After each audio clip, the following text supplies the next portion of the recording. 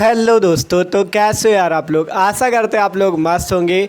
तो जैसा कि यार हम लोग क्लास 12th केमिस्ट्री की तैयारी कर रहे थे, ठीक है, 12th केमिस्ट्री की, और उसका चैप्टर 1 विलियन चल रहा था। तो आज हम उस पर पढ़ने वाले बहुत ज़्यादा इंपॉर्टेंट टॉपिक वांट हाफ गुणांक के बारे में। वांट हाफ गुणांक क्या होता है, ये एग्जाम के लिए मोस्ट इंपॉर्टेंट टॉपिक है। और ये क्वेश्चन पूछा जाता है एग्जाम में कि वांट हाफ गुणांक किसे कहते हैं और वांट हाफ गुणांक अणुसंग गुणधर्म से कैसे संबंधित है, ये क्वेश्चन पूछा जाता है। और मोस्ट इंपॉर्टेंट टॉपिक है वांट हाफ गुणांक। तो एकदम मस्त तरीके से यार समझेंगे। तो भाई प्लीज़ वीडियो को शुरू से लेकर आखिर तक देखना।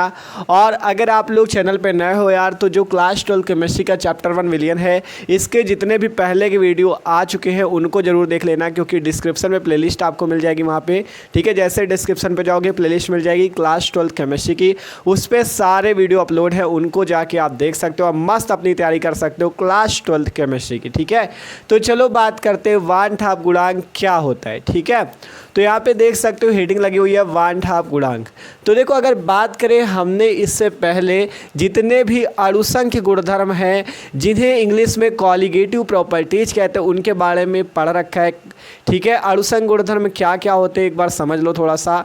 अणुसंख्य गुणधर्म 4 प्रकार के होते हैं। पहला वाष्प दाब में अवनमन, दूसरा क्वथनांक में उन्नयन, तीसरा हिमांक में अवनमन और चौथा परसरण दाब। ये 4 प्रकार के अणुसंख्य गुणधर्म होते हैं, उन्हीं से रिलेटेड टॉपिक है वांट हाफ गुणांक, ठीक है। देख सकते हो यहाँ पे हमने वांट हाफ गुणांक की परिभाषा भी लिखी हुई है, आप लोग भी पढ़ सकते हो कि किसी अणुसंख्य गुणधर्म, जिसे इंग्लिश पे कॉलिगेटिव प्रॉपर्टी कहते हैं, ठीक है। तो किसी अणुसंख्य गुणधर्म के प्रायोगिक मान तथा सामान्य मान के अनुपात को वांट हाफ गुणांक कहते हैं और इसे स्मॉल आई से प्रदर्शित करते हैं। क्या कहा गया आपसे कि कोई भी अणुसंख्य गुणधर्म है, अणुसंख्य गुणधर्म बताया आपको 4 प्रकार के, कौन कौन सा, वाष्प दाब में अवनमन, क्वथनांक में उन्नयन, हिमांक में अवनमन और परासरण दाब, 4 प्रकार के होते हैं आपके अणुसंख्य गुणधर्म। तो कहा गया किसी अणुसंख्य गुणधर्म का जो प्रायोगिक मान, मतलब जो प्रैक्टिकल द्वारा या प्रयोग द्वारा आपका वैल्यू निकाली जाएगी किसी अणुसंख्य गुणधर्म की, तथा उसका जो सामान्य मान, मतलब जो सामान्य मान उसका होगा, और जो प्रैक्टिकल द्वारा, मतलब देखो मान लो कोई अणुसंख्य गुणधर्म है, उसका कुछ जो सामान्य मान है, मान लो कोई मान उसका जो उसकी वैल्यू है वो एक जनरल वैल्यू आपकी फिक्स है, ठीक है। लेकिन जो प्रयोगों द्वारा मान निकाला जाए वो अलग होगा, ठीक है। प्रयोग अर्थात प्रैक्टिकल के द्वारा जो मान निकाला जाए वो अलग होगा। तो कहा गया किसी अणुसंख्य गुणधर्म के प्रायोगिक मान तथा सामान्य मान के अनुपात को वांट हाफ गुणांक कहते हैं और इसे आई से प्रदर्शित करते हैं। अगर हम लोग बात करें वांट हाफ गुणांक के सूत्र की, तो यहां से देखो सूत्र लिखते हैं वांट हाफ गुणांक I equal to, want half गुणांक आई बराबर, जानते हो क्या होता है, वांट हाफ गुणांक आई बराबर होता है, देखो कहा गया किसी अणुसंख्य गुणधर्म का प्रायोगिक मान, तो ऊपर लिखना है अणुसंख्य गुणधर्म का प्रायोगिक मान, अणुसंख्य गुणधर्म का प्रायोगिक मान, ठीक है। अणुसंख्य गुणधर्म का प्रायोगिक मान और बट्टे में क्या हो जाएगा, अणुसंख्य गुणधर्म का कौन सा मान, सामान्य मान, ठीक है। क्योंकि कहा गया किसी अणुसंख्य गुणधर्म के प्रायोगिक मान तथा सामान्य मान के अनुपात को ही हम लोग क्या कहते हैं, आपका वांट हाफ गुणांक। इसलिए वांट हाफ गुणांक आई बराबर हो जाएगा अणुसंख्य गुणधर्म का प्रायोगिक मान बट्टे में अणुसंख्य गुणधर्म का सामान्य मान। अणुसंख्य गुणधर्म का सामान्य मान, ये हो जाएगा वांट हाफ गुणांक का सूत्र, ठीक है। अणुसंख्य गुणधर्म का सामान्य मान, ठीक है। मतलब सिंपल सी बात ये, देखो प्रायोगिक मान का मतलब जो मान प्रयोगों द्वारा निकाला जाए, कोई भी अणुसंख्य गुणधर्म है उसका जो मान प्रयोगों द्वारा निकाला जाए उसे प्रायोगिक मान, और सामान्य मान जो उसका एकदम एक जनरल वैल्यू होती है वो होती है, ठीक है। तो सामान्य मान जो उसका मतलब जो उसका सामान्य वैल्यू होगी वो सामान्य मान, और प्रायोगिक मान क्या होगा, प्रयोग के द्वारा निकाला जाएगा, प्रैक्टिकल के द्वारा निकाला जाएगा, ठीक है। तो वांट हाफ गुणांक आई बराबर सूत्र क्या निकल के आया, अणुसंख्य गुणधर्म का प्रायोगिक मान बटे में अणुसंख्य गुणधर्म का कौन सा मान, सामान्य मान, ये होता है वांट हाफ गुणांक। आपसे यही एग्जाम में पूछा जाता है कि वांट हाफ गुणांक की परिभाषा दीजिए, तो आप क्या लिखोगे कि किसी अणुसंख्य गुणधर्म के प्रायोगिक मान तथा सामान्य मान के अनुपात को वांट हाफ गुणांक कहते हैं और इसे आई से प्रदर्शित करते हैं। वांट हाफ गुणांक आई बराबर अणुसंख्य गुणधर्म का प्रायोगिक मान बटे में अणुसंख्य गुणधर्म का सामान्य मान, ठीक है। ये होता है वांट हाफ गुणांक का सूत्र।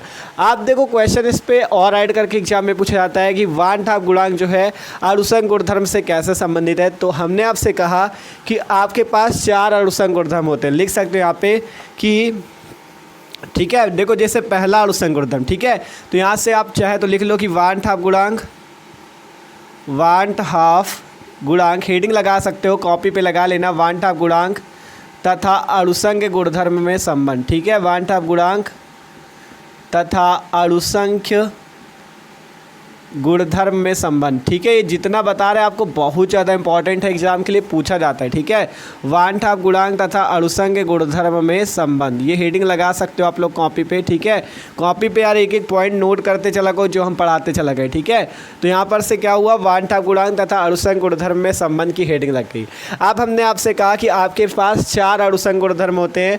पहला होता है कौन सा, पहला नंबर होता है आपका वाष्प दाब में अवनमन। कौन सा अणुसंख्य गुणधर्म होता है पहला, वाष्प दाब में अवनमन, ठीक है, ये पहला होता है वाष्प दाब में अवनमन। दूसरा नंबर कौन सा होता है, क्वथनांक में उन्नयन, क्वथनांक में उन्नयन, ठीक है, क्वथनांक में उन्नयन होता है। तीसरा कौन सा होता है, हिमांक में अवनमन, हिमांक में अवनमन, ठीक है, हिमांक में अवनमन होता है तीसरा। और लास्ट वाला कौन सा होता है, परासरण दाब। ये सब हमने पढ़ा रखा है, चाहे वाष्प दाब में अवनमन हो, क्वथनांक में उन्नयन हो, हिमांक में अवनमन हो या परासरण दाब, ठीक है। अगर जिसने भी अभी तक नहीं पढ़ा है, डिस्क्रिप्शन में प्लेलिस्ट है, उस पर जाके आप वीडियो देख सकते हो, ठीक है। चौथा कौन सा होता है, परासरण दाब, परासरण दाब, ठीक है, परासरण दाब। ये 4 प्रकार के अणुसंख्य गुणधर्म होते हैं। आप बात करनी इनसे कैसे संबंधित है, तो देखो इन सब के अलग अलग फॉर्मूले होते हैं। देखो वाष्प दाब में अवनमन का फॉर्मूला होता है P0 माइनस में PS बटे में P0 इक्वल टू, ठीक है, P0 माइनस PS बटे में P0 इक्वल टू क्या होता है आपका N1 बटे में N1 प्लस N2। ये फार्मूला जो है ये राउल्ट के नियम द्वारा आता है, ठीक है। P0 माइनस PS बटे में P0 इक्वल टू N1 बटा N1 प्लस N2। ये फार्मूला वाष्प दाब में अवनमन का राउल्ट के नियम के अनुसार आता है। किसके नियम के अनुसार आता है, राउल्ट के नियम के अनुसार आता है। जहाँ आप ये देख सकते हो राउल्ट के नियम के अनुसार आता है। आप चाहो तो इसे जैसे N1 बटा N1 प्लस N2 लिखा, इसकी जगह आप X भी लिख सकते हो। X क्या हो जाता है, X हो जाता है विलेय के मोलों की संख्या, ठीक है। ये जो N1 बटे में N1 प्लस N2 लिखा था, ये विलेय के मोलों, सॉरी विलेय का मोल अंश। ये देखो लिख देते हैं यहाँ पे तो आपको थोड़ा समझ में आ जाए। लिखते हैं जहाँ, ठीक है, नीचे लिख देते हैं तो आपको समझ में आ जाएगा। पहले सारी वैल्यू लिख देते हैं। जहाँ P0 आपका क्या है, P0 है विलायक का वाष्प दाब, ठीक है। सारी वैल्यू नोट कर लिया करो जिससे आपको समझ में आ जाए। विलायक का वाष्प दाब, ठीक है, P0 क्या है, विलायक का वाष्प दाब है। PS क्या है, PS को बोलते हैं विलयन का वाष्प दाब, विलयन का वाष्प दाब, ठीक है। आप लोग भी बोलते रखो क्या बोलते किसको, ठीक है, जिसको याद हो। और यहाँ पे आपका X क्या होता है, X होता है विलेय के मोल अंश, विलेय का मोल अंश। जब हमने आपको राउल्ट का नियम पढ़ाया था तब बताया था, ठीक है, विलेय का मोल अंश। तो ये सिंपल सी बात है। यहाँ पे P0 क्या है, विलायक का वाष्प दाब, PS क्या है, विलयन का वाष्प दाब, X क्या है, विलयन का मोल अंश या सॉरी X क्या है, विलेय का मोल अंश या विलेय का मोल प्रभाज। आप बात करें इसी टाइप से जैसे क्वथनांक में उन्नयन होता है, इसका क्या फॉर्मूला होता है, तो क्वथनांक में जो उन्नयन होता है इसका फॉर्मूला भी आपको पता होना चाहिए। इसका फॉर्मूला होता है डेल्टा TB बराबर KB इंटू M। ये क्वथनांक में उन्नयन का फॉर्मूला होता है, ठीक है, डेल्टा TB बराबर KB इंटू M। और बात करें हिमांक में अवनमन, हिमांक में अवनमन का जो फॉर्मूला होता है वो होता है डेल्टा TF बराबर KF इंटू M, ठीक है। ये होता है हिमांक में अवनमन का फॉर्मूला, डेल्टा TF बराबर KF इंटू M। अगर बात करें परासरण दाब की, तो परासरण दाब का फॉर्मूला होता है पाई इक्वल टू CRT, ठीक है, पाई इक्वल टू क्या होता है CRT, ठीक है। आप देखो उसी प्रकार से इन सारी वैल्यू को भी समझ लो। डेल्टा TB यहाँ पे क्या होता है, क्वथनांक में उन्नयन, M होता है मोललता, KB होता है मोलल उन्नयन स्थिरांक। यहाँ पे डेल्टा TF है हिमांक में अवनमन, KF है आपका हिमांक का अवनमन स्थिरांक, M है मोललता। यहाँ पे पाई परासरण दाब है, C आपका क्या है सांद्रता है विलयन की, R आपका नियतांक है और T ताप है, ठीक है। अब तो सारी वैल्यू यहाँ पे लिख दें, फिर बताएं इसमें आपका 1/2 गुणांक कैसे संबंधित है, ठीक है। तो यहाँ पे पहले सारी वैल्यू लिख दें कि TB क्या है, KB क्या है, M क्या है, ठीक है, तो देख सकते हो सारी वैल्यू हमने लिख दी थी। टीबी क्या है, केबी क्या है, एम क्या है। डेल्टा टीबी था क्वथनांक में उन्नयन, केबी था मोलल उन्नयन स्थिरांक, एम मोलल था। यहाँ देख सकते हो डेल्टा टी एफ हिमांक में अवनमन, के एफ मोलल अवनमन स्थिरांक, एम मोलल था। यहाँ पे पाई परासरण दाब है, सी है सांद्रता किसकी, विलयन की, आर नियतांक और टी भी लिख लेना, टी ताप है। ठीक है, टी क्या है यहाँ पे, ताप है, टेम्परेचर है, टी तापमान है। ठीक है, तापमान या टेम्परेचर है। अब बात करनी है हमें कि आपका वान ठाप गुणांक से कैसे संबंधित है। ठीक है, यही था कि वान ठाप गुणांक तथा अणुसंग गुणधर्म में संबंध। तो देखो आपको हमने बताया था वान ठाप गुणांक को आई से प्रदर्शित करते हैं। वान ठाप गुणांक को किससे प्रदर्शित करते, आई। तो ये जितने भी फॉर्मूले होते हैं, वाष्प दाब में अवनमन का हो, चाहे क्वथनांक में उन्नयन का हो, चाहे हिमांक में अवनमन का या परासरण दाब का, आपको वान ठाप गुणांक में संबंध दिखाने के लिए केवल इन सब फार्मूलों में इस वान ठाप गुणांक आई का गुणा कर देना है। देखो कैसे, जैसे यहाँ पे केवल x लिखा हुआ है तो यहाँ पे आपको i का गुणा कर देना, i का, i इंटू एक्स। ये हो जाएगा वान ठाप गुणांक तथा वाष्प दाब में अवनमन में संबंध। ठीक है, ये फॉर्मूला पूरा बनेगा जब वाष्प दाब में अवनमन में वान ठाप गुणांक लग जाएगा। ठीक है, तो P not minus P S बटे में P not equal to I into X. ठीक है, जहाँ आई वान ठाप गुणांक है, इसमें भी ऐसा ही हो जाएगा, सिंपल आई का गुणा हो जाएगा। ठीक है, आई इंटू के बी इंटू एम। ठीक है, ये सिंपल सी बात है बस ये आपका। ठीक है, इसमें भी ऐसा ही हो जाएगा, डेल्टा टी एफ बराबर आई इंटू के एफ इंटू एम।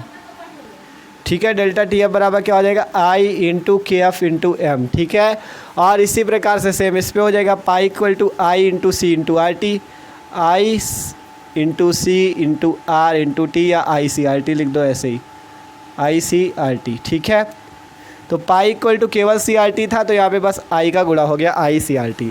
तो बस ये सिंपल सी बात है आपका वान ठाप गुणांक तथा अणुसंग गुणधर्म में संबंध। एक बार आप लोग फिर से समझने का प्रयास करो जिससे आपको एकदम आसानी से समझ में आ जाए। वान ठाप गुणांक आपसे एग्जाम में पूछा जाए परिभाषा, तो आपको लिखना है कि वान ठाप गुणांक क्या होता है, किसी अणुसंग गुणधर्म के प्रायोगिक मान तथा सामान्य मान के अनुपात को वान ठाप गुणांक कहते हैं, इसे आई से प्रदर्शित करते हैं।